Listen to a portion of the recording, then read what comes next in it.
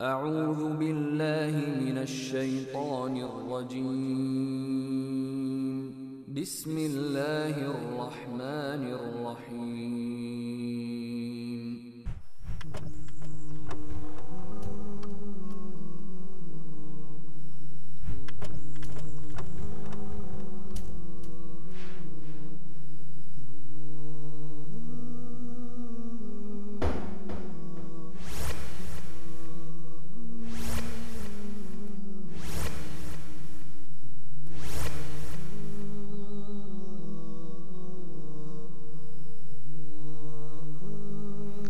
अल्हम्दुलिल्लाहि रब्बिल आलमीन वस्सलातु वस्सलाम अला रसूलिल्लाह व अला आलिहि व अस्हाबिहि अजमईन।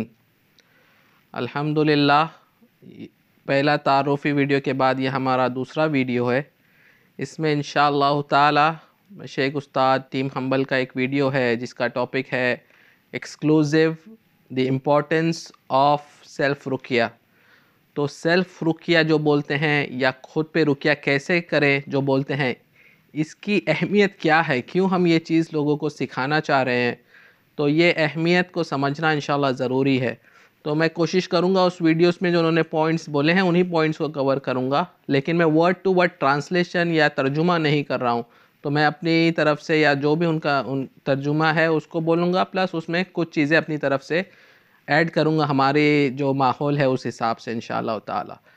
तो उस्ताद ने बताया सबसे पहली चीज़ ये कि जो मसला है, मसला क्या है कि आज हमारे जो भाई और बहन दुनिया के किसी भी मुल्क में हो, हिंदुस्तान में या पाकिस्तान में या बांग्लादेश में या ब्रितानिया में, मुसलमान जहाँ कहीं भी मौजूद हैं, कई लोग अक्सरियत जो है उसमें से कुछ ना कुछ परेशानी में मुब्तला है।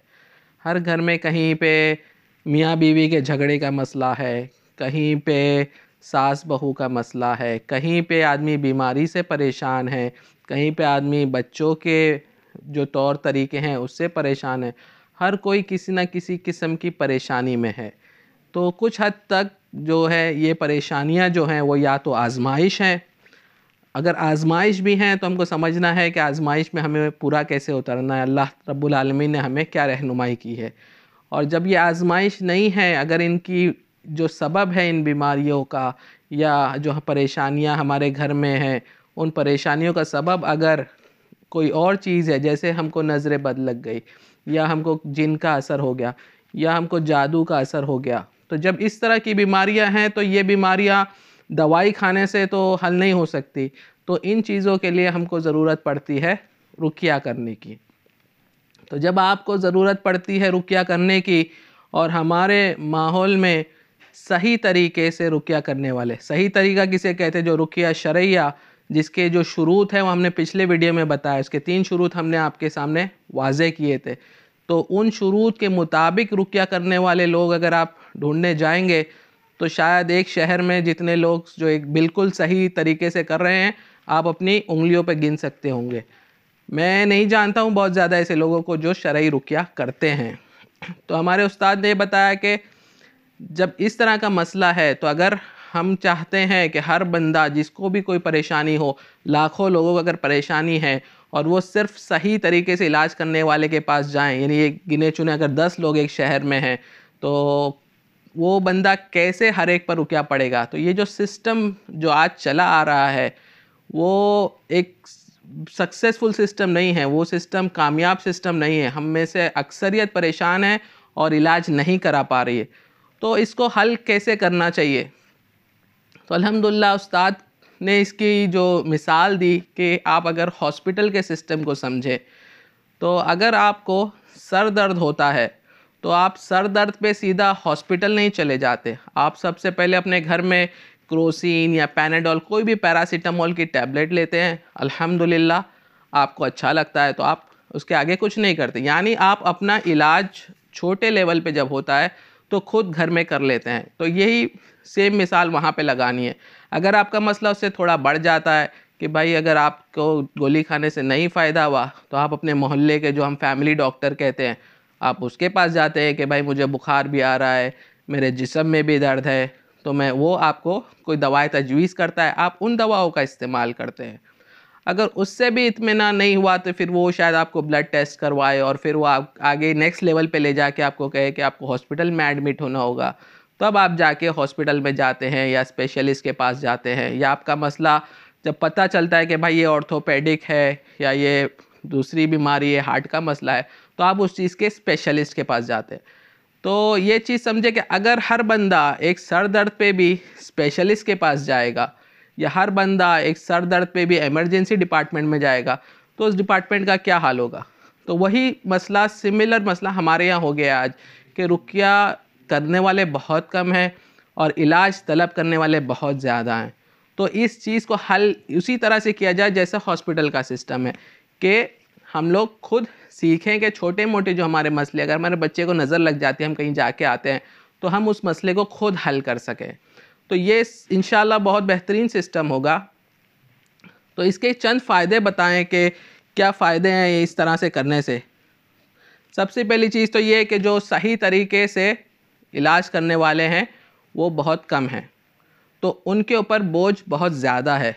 वो अपना बहुत ज़्यादा वक्त लोगों के इलाज में लगाते हैं और वो जितनी कोशिश हत्तल इम्कान हो सकती है, अल्लाह उनके एफ़र्ट्स को कबूल करे, उनकी मेहनत को कबूल करे, वो कोशिश करते हैं कि लोगों को ज़्यादा से ज़्यादा इस्तिफ़ादा पहुंचा सके, फ़ायदा पहुंचा सके जितनी उनकी ताकत है। लेकिन फिर भी हर एक आदमी उन तक पहुंच नहीं पाता। तो उस केस में क्या होता है, फिर लोग गलत रास्ते वालों के पास चले जाते हैं। तो ये चीज़ गलत हो जाती है, नंबर 1। नंबर 2 ये चीज़ गलत हो जाती है कि हम बंदे का जो दिल है वो अल्लाह से कनेक्ट करने के बजाय, अल्लाह से जोड़ने की बजाय लोगों से जोड़ देते हैं। तो अगर मेरे बच्चा बीमार होता है तो इंस्टेड ऑफ मैं अपने बच्चे को खुद गोद में लूँ और सूरह फातिहा पढ़ूँ, तीनों कुल पढ़ूँ, ये यकीन रखते हुए कि ये अल्लाह का कलाम है, इसमें शिफा है, मैं करता हूँ फ़ोन किसी भाई को या किसी और शख्स को जो इलाज करता है। तो ये चीज़ को चेंज करने के लिए, ताकि हम अपना इलाज खुद कर सकें, हमारा दिल हम अल्लाह से जोड़ सकें, तो ये दूसरा मकसद है। तीसरा मकसद जो है हमारा वो ये है कि बीमारी का शुरुआत में इलाज होना। ये जो बीमारियां होती हैं, जो जिन, जादू, इस तरह की बीमारियां, नज़र बद, तो ये अगर शुरुआत में आइडेंटिफाई हो जाए, शुरुआत में आप इसकी तशखीस कर लें कि भाई मुझे अब जो बीमार मैं पड़ा हूँ, बिस्तर पे मैं गिर गया हूँ, मैं रिकवर नहीं कर पा रहा हूँ, तो ये मैं दवाइयाँ भी खा रहा हूँ, मैं डॉक्टर भी बदल रहा हूँ, मुझे कोई फ़र्क नहीं आ रहा है, तो या तो मुझे नज़र हो गई है या मुझे कोई और चीज़ हो गई है। तो अगर इसके लिए आप खुद के ऊपर रुक़या कर सके और इब्तिदाई में ही समझ लें, मसलन आपको जादू हो गया, किसी ने जादू करवा दिया और अल्लाह के हुक्म से, अल्लाह के हुक्म के बगैर जादू असर नहीं हो सकता, अल्लाह के हुक्म से आप पर जादू का असर हो गया, या आजमाइश अब आप पर आ गई, तो अगर आप खुद रुक़या करना जानते हैं, आप खुद जब पढ़ना शुरू करेंगे, तो अल्लाह के हुक्म से उम्मीद है कि बहुत जल्दी, बहुत कम वक्त में आप उस जादू का इलाज कर लेंगे।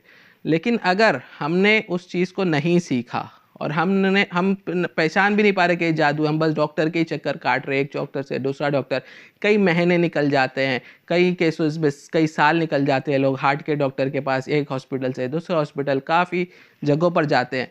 तो वो मसला जब जादू का बढ़ते जाता है, उतनी ही इंसान की जो तकलीफ़ें हैं बढ़ती जाती है, उसकी हिम्मत टूटती जाती है, वो बिस्तर पे पड़ जाता है, वो नमाज़ें नहीं पढ़ सकता, वो कुरान नहीं पढ़ सकता। तो उस वक्त जब फिर रुक़या की तरफ वो तलब करना चाहता है, फिर उसको लोगों की मदद की ज़रूरत पड़ती है, कोई और उस पर रुक़या करे, और फिर इसमें वक्त भी ज़्यादा लगता है। तो ये है तीसरा मसला। तो अगर इस बीमारी की आइडेंटिफिकेशन या तशख़ीस शुरू में हो जाए तो आप इंशाअल्लाह बहुत जल्दी उसको ख़त्म कर सकते हैं अल्लाह के हुक्म से। चौथी चीज़ जो मसला है वो है हमारी बहनों का मसला, कि जब हमारी बहनें इन चीज़ों की परेशानियों में घिर जाती हैं, फिर वो इलाज के लिए किसी के पास जाती है। अक्सर हमारी बहनें होती हैं कि वो खुद ही किसी सहेली के बोलने पे किसी के पास चले जाती हैं, अब वो बंदा सही तरीके से इलाज कर रहा है, नहीं कर रहा है। फिर खुलवा का जो मसला होता है, कई बार वो किसी को बताना नहीं चाहती, वो अकेली किसी बंदे के पास चले जाती है। जो गलत रास्ते वाले लोग हैं वो उनको मना भी नहीं करते, तो जो एक मर्द और एक औरत जो अकेले नहीं होना चाहिए वो चीज़ होती है, जिसकी वजह से काफ़ी नुकसानात जो होते हैं माशरे में वो भी ज़ाहिर है। तो कितना बेहतर होगा कि हमारी बहन जो है वो खुद पर रुक़या पढ़ सके, या उसका शौहर उस पर रुक़या पढ़ सके, या उसका बेटा उस पर रुक़या पढ़ सके। तो ये कोशिश है कि इंशाअल्लाह اس سسٹم کو لانا ہے، چینج کرنا ہے. یعنی اگر آپ سوچیں کہ 1,00,000 لوگ ہیں جن کو علاج کی ضرورت ہے، اور آج کی تاریخ میں سمجھ لیں 10 لوگ ہیں جو علاج کرنے صحیح طریقے سے شرطوں پہ، تو وہ صرف 10 لوگ ہیں، تو کتنا وقت لگے گا ان لوگوں کا علاج ہونے میں؟ کیا یہ بہتر نہیں ہوگا کہ ہم ان 1,00,000 لوگوں کو ہی سکھا دیں کہ وہ خود پر رقیہ کرنا کیسے شروع کریں، اور پھر وہ جب خود پر پڑھنے لگیں گے کل وہ اپنے اولاد کو سکھائیں گے، اپنے بچوں کو سکھائیں گے، یا کم از کم یہ کر لیں کہ ہر گھر میں ایک آدمی ایسا ہو جو اپنے گھر والوں پر رقیہ کر سکے، کہ کسی ہماری بہن کو کسی غیر محرم کے پاس نہ جانا پڑے علاج کے لیے. تو یہ انٹینشن سے یہ جو طریقہ ہے سیلف رقیہ کو پروموٹ کرنے کا، اور اس کو اب ہم جو اردو میں ٹرانسلیٹ کرنا چاہ رہے ہیں ہمارے اردو جاننے والے بھائیوں کے لیے، یہ ہماری نیت ہے کہ انشاءاللہ یہ سسٹم ہاسپٹل کے سسٹم کی طرح سے ہو جائے، اور اللہ سے امید ہے کہ اللہ اس کو ہماری امت کے لیے، ہمارے بھائی بہنوں کے لیے مفید بنائے. اللہ ہمارے بھائی بہنوں کو جو بیمار ہیں ان کو شفا یاب کرے. وآخر الدعوانا ان الحمد للہ رب العالمین. السلام علیکم ورحمۃ اللہ وبرکاتہ.